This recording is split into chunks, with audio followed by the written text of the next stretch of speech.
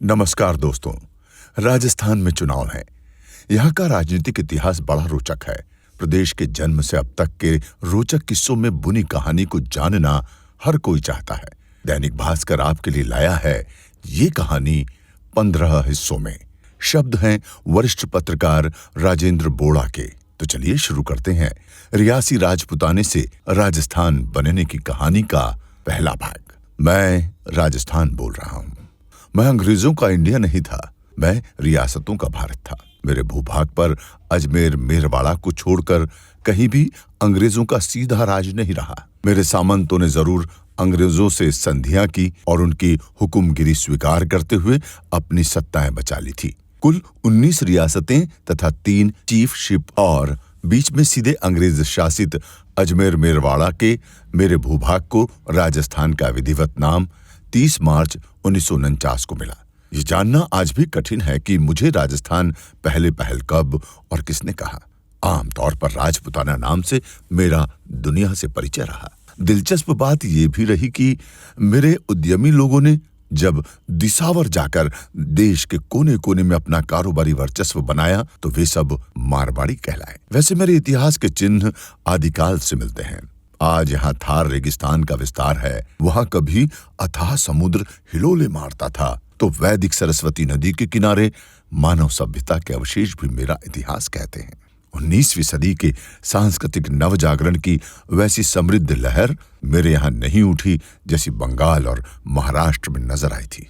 मगर रियासतों में जब राजनीतिक चेतना जगने लगी तो अंग्रेजों के खिलाफ आजादी के जंग के योद्धा दारूड़ी मारूड़ी के मादक रंग में चूर राजाओं और जागीरदारों के खिलाफ उठ खड़े हुए, खासकर उनकी सामंती परंपराओं और राज व्यवस्थाओं के खिलाफ।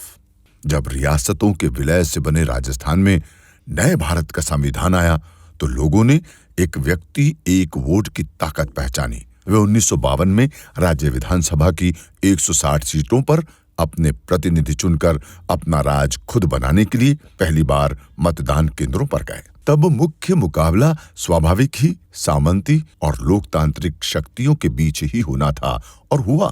सामंती राज के खिलाफ राजनीतिक चेतना को अपने पांव जमाने का तब तक पूरा अवसर और समय नहीं मिला था, क्योंकि देश भर में जब भारतीय राष्ट्रीय कांग्रेस अंग्रेजी साम्राज्यवाद के खिलाफ संघर्ष कर रही थी तब वो देशी रियासतों को उस आंदोलन से अलग रखने की नीति पर चल रही थी। उसने देशी रियासतों में अपने संगठन का विस्तार भी नहीं किया।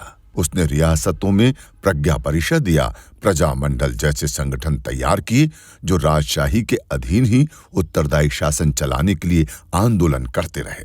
देश की आजादी के बाद स्थापित गणतांत्रिक व्यवस्था के समय ही प्रदेश कांग्रेस कमेटी की विधिवत स्थापना हो पाई।